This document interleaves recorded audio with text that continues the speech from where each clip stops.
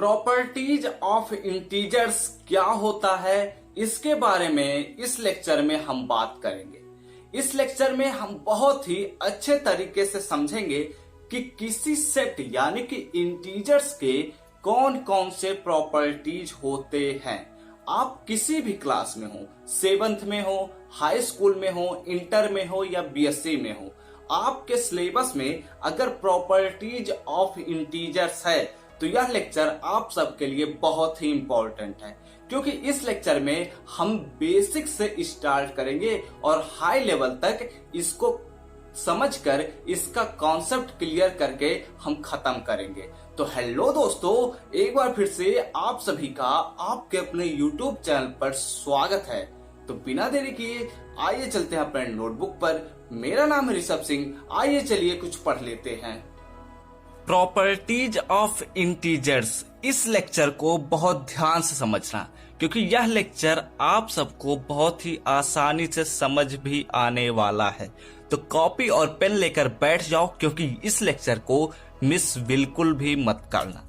देखो, हम पहले बात करते हैं नंबर सिस्टम के बारे में, उसके बाद हम उसके इंटीजर्स के बारे में भी बात करेंगे। तो देखो, हम जानते हैं कि हमारे पास एक सेट होता है जिसको हम नेचुरल नंबर का सेट कहते हैं, ठीक है। तो उसको हम n से डिनोट करते हैं। ये सभी बातें हम लोग लोअर लेवल के क्लासेस में पढ़े हुए हैं, और अगर आप लोअर लेवल के क्लासेस में हैं तो आप लोग इन चीजों को ध्यान से समझिए। जैसा कि हम जानते हैं कि नेचुरल नंबर का एक सेट होता है जिसमें एलिमेंट्स किस प्रकार से होते हैं, 1, 2, 3, 4, 5 एंड सो ऑन, ठीक है। ऐसे आप आगे तक बढ़ते जाइए, जितने भी नंबर आप लिख सकते हैं वो सभी के सभी नेचुरल नंबर में आते हैं, और इस सेट को हम कहते हैं set of natural number. Set of natural number, ठीक है। बात क्लियर हुई? मतलब कि आप जितने भी नंबर को लिख सकते हैं, 1 से लेकर जितना भी लिख सकते हैं, वो सभी के सभी नेचुरल नंबर में आते हैं, जिनको हम n से डिनोट करते हैं। और अगला सेट आता है हमारे पास होल नंबर का सेट, जिसको हम W से डिनोट करते हैं। होल नंबर यानी कि पूर्ण संख्याओं का सेट, और नेचुरल नंबर यानी कि प्राकृतिक संख्याओं का सेट, ठीक है। तो होल नंबर में जब हम नेचुरल नंबर में 0 को भी इंक्लूड कर देते हैं तो हमारे पास होल नंबर बन जाता है। तो होल नंबर में हम क्या करते हैं, जब नेचुरल नंबर में 0 को भी इंक्लूड कर देते हैं तो हमारे पास होल नंबर का सेट बन जाता है। तो यानी कि 0, 1, 2, 3, 4, 5 एंड सो ऑन, ऐसे आप जितने भी नेचुरल नंबर के एलिमेंट्स आपको मिलेंगे उन सभी नंबर को जब इस सेट में रखेंगे और उसके साथ आप 0 को भी इसी सेट में रख देंगे, तो ये बन जाता है हमारे पास होल नंबर का सेट।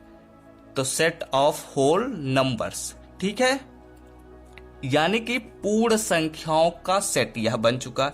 ऐसे ही आता है इंटीजर का सेट, यानी कि जिसे हम z से डिनोट करते हैं और इसे थोड़ा मोटा कर देते हैं।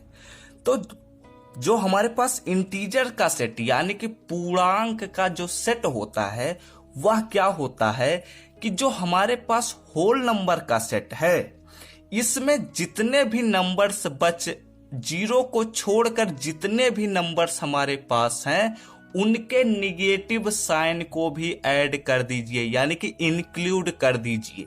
तो कैसे, हम क्या बताना चाहते हैं, ध्यान से देखो।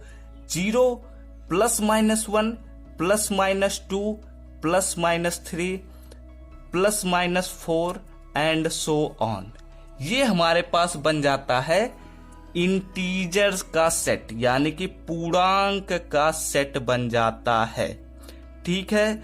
अब इंटीजर्स के बारे में ही हमें पढ़ना है, तो हम रेशनल और इर्रेशनल, रियल नंबर, ये सभी चीजें हम आगे बात करेंगे। इस लेक्चर में हमें क्या पढ़ना है, इंटीजर्स के बारे में। तो इंटीजर के बारे में अगर हमें पढ़ना है तो हमें इंटीजर से ही शुरुआत करनी पड़ेगी।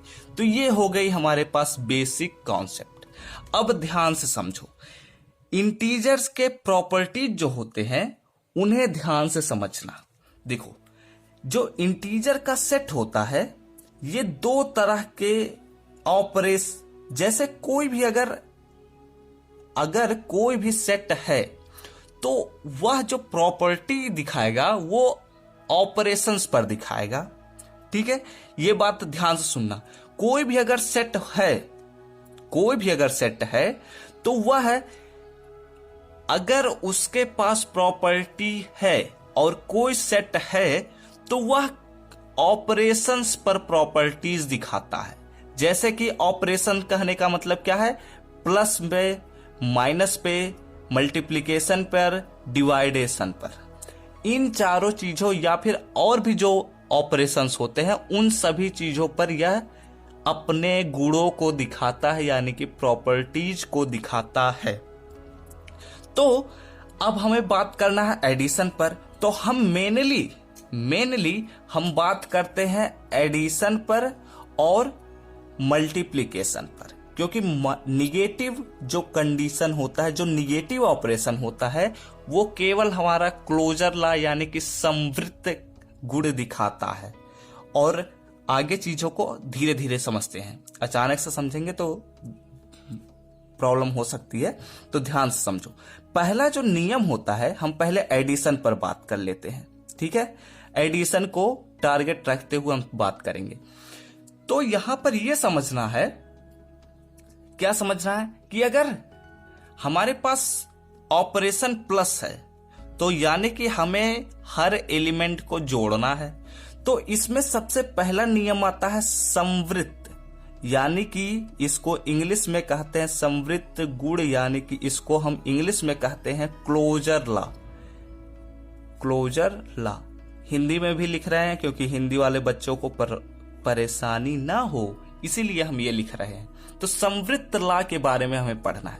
तो समवृत्त लॉ कहता है कि अगर Z से किसी दो एलिमेंट को उठा रहे हैं, जैसे आप मान लीजिए हम एक एलिमेंट 2 को उठाए और एक एलिमेंट हम मान लेते हैं 5 ले रहे हैं इस सेट ऑफ इंटीजर से, तो ये दोनों एलिमेंट्स का जो सम है यानी कि 2 + 5 = हमें 7 मिलेगा, ये हमें पता है। लेकिन यह जो 7 है, जो 7 है, यह भी अगर हम ध्यान से देखें तो हमारे इंटीजर के ही सेट में बिलोंग करेगा। तो हम बिलोंग के लिए ये सिंबल यूज करते हैं, ये वाला। ठीक है, तो अगर यह दो एलिमेंट का सम जो हमें नया एलिमेंट मिलेगा वह भी इसी Z से ही अगर बिलोंग कर रहा है, यह भी एक इंटीजर ही है, यह भी क्या है, इंटीजर ही है। तो इस प्रकार के ही रूल को, इस प्रकार के ही गुण को हम कहते हैं क्लोजर प्रॉपर्टी या समवृत्त गुण। और ऐसे ही जो हमारे पास दूसरा गुण होता है वह कहलाता है सहचर्य, यानी कि एसोसिएटिव प्रॉपर्टी। सहचर्य गुण यानी कि एसोसिएटिव प्रॉपर्टी कहिए या लॉ कहिए, बात एक ही है। तो एसोसिएटिव प्रॉपर्टी, ठीक है।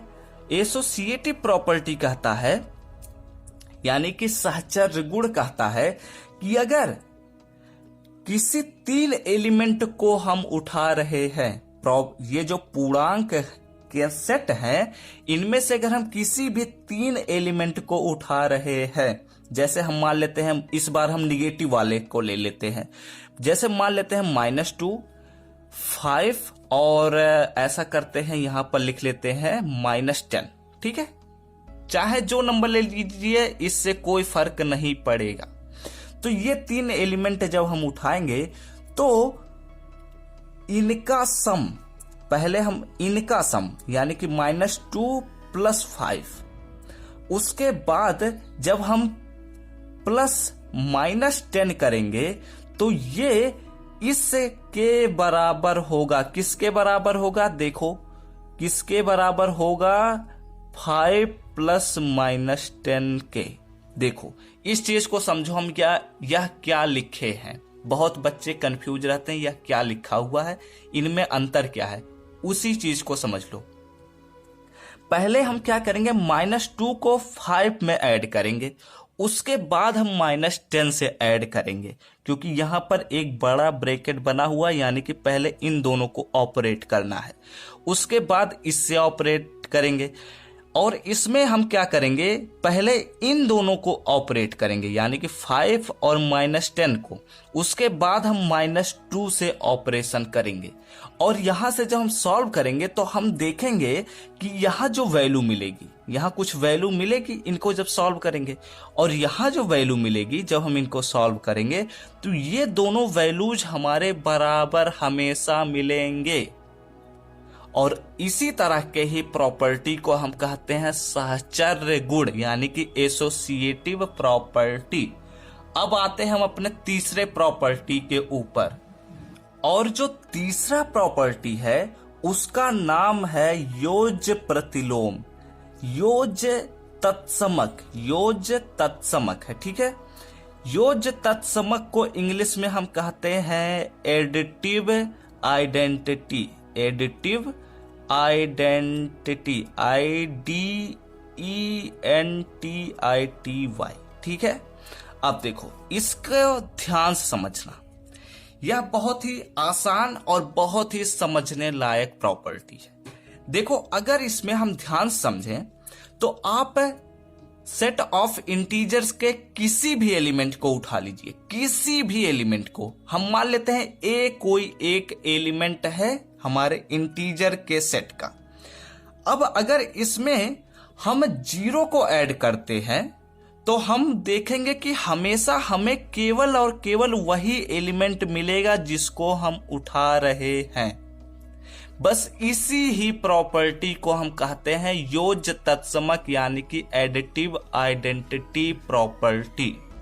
और ये जो एलिमेंट है 0, जो 0 एलिमेंट है, इसको हम कहते हैं एडिटिव आइडेंटिटी, एडिटिव आइडेंटिटी, इसी को ही हम कहते हैं। और हमारे पास जो चौथा प्रॉपर्टी है वह कहलाता है, देखो ध्यान से समझो, चौथा प्रॉपर्टी जो है वह कहलाता है योज्य प्रतिलोम। इस प्रॉपर्टी को बहुत ही आसानी से समझ लोगे। योज्य प्रतिलोम जो कहलाता है, इसको हम कहते हैं एडिटिव इनवर्स, ठीक है। देखो, इनवर्स, अब ध्यान से समझो, एडिटिव इनवर्स प्रॉपर्टी जो है, यह अगर आप किसी भी एलिमेंट को उठा रहे हैं 0 को छोड़कर, 0 को छोड़कर आप किसी भी एलिमेंट को उठा रहे हैं, जैसे हम मान लेते हैं कोई एलिमेंट हमने 4 उठाया, ठीक है, तो इसका कोई ऐसा भी एलिमेंट होगा जिससे इसको जब हम ऐड करेंगे तो हमारे पास ये वाला एलिमेंट मिल जाएगा। कौन सा वाला? ये वाला एलिमेंट, यानी कि 0 एलिमेंट, यानी कि एडिटिव आइडेंटिटी हमें मिलेगा, यानी कि 0 हमें मिलेगा। तो जब हम ध्यान से देखें तो 4 को हम किस नंबर में जोड़ेंगे तो 0 मिलेगा। तो 4 को जब हम -4 में जोड़ेंगे तभी तो हमें 0 मिलेगा। तो यानी कि ये जो 4 का -4 है, 4 का 4 का जो -4 है, ये कहलाता है योज्य प्रतिलोम, यानी कि एडिटिव इनवर्स कहलाता है। और एक बात, 4 का -4 योज्य प्रतिलोम कहलाएगा, लेकिन और -4 4 का योज्य प्रतिलोम कहलाएगा। मतलब ये इसका भी कहलाएगा और ये इसका भी कहलाएगा, ठीक है। और हमारे पास 5वां और लास्ट प्रॉपर्टी है, कौन सा प्रॉपर्टी है? क्रम विनिमय, क्रम विनिमय, इसको भी समझ लो, लास्ट प्रॉपर्टी है, जल्दी से खत्म हो जाए। क्रम विनिमय गुण, यानी कि इसको हम इंग्लिश में कहते हैं कम्यूटेटिव लॉ, कम्यूटेटिव लॉ, यानी कि कम्यूटेटिव प्रॉपर्टी भी लिख लीजिए, कोई बात नहीं, जैसी आपकी सुविधा लगे। देखो, कम्यूटेटिव प्रॉपर्टी कहलाता है कि अगर आप किसी दो एलिमेंट को उठाते हैं, जैसे कि ए और बी अगर हम उठा लिए कोई दो एलिमेंट, तो ए प्लस बी जो होगा वह बी प्लस ए भी होगा। अब इसको थोड़ा डिटेल में समझते हैं।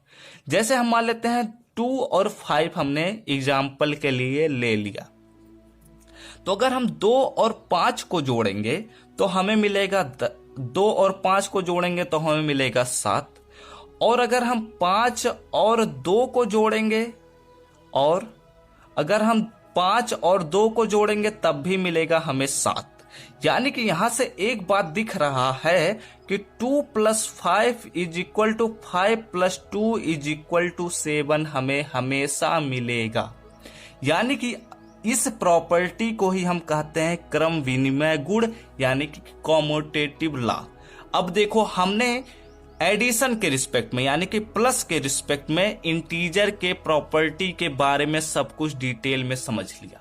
अब अगले लेक्चर में हम इसके मल्टीप्लिकेशन के रिस्पेक्ट में यानी कि गुणे के रिस्पेक्ट में इंटीजर के प्रॉपर्टीज को समझेंगे।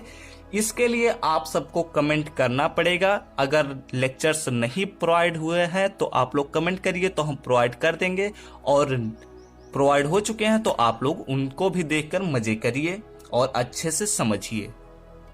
तो अगर यह वीडियो अच्छा लगा हो तो लाइक कर दो और कमेंट करके बताओ आप सबको यह वीडियो समझ में आया है या नहीं। और ऐसे ढेर सारे वीडियोस के लिए और किस टॉपिक पर हम वीडियो बनाएं ये भी कमेंट करके बताइए। और ऐसे ढेर सारे वीडियोस के लिए इस चैनल को सब्सक्राइब कीजिए। हमसे मिलते हैं अपने नेक्स्ट वीडियो में। तब तक घर पर ही रहो, सुरक्षित रहो, पढ़ते रहो, खेलते रहो और आगे बढ़ते रहो।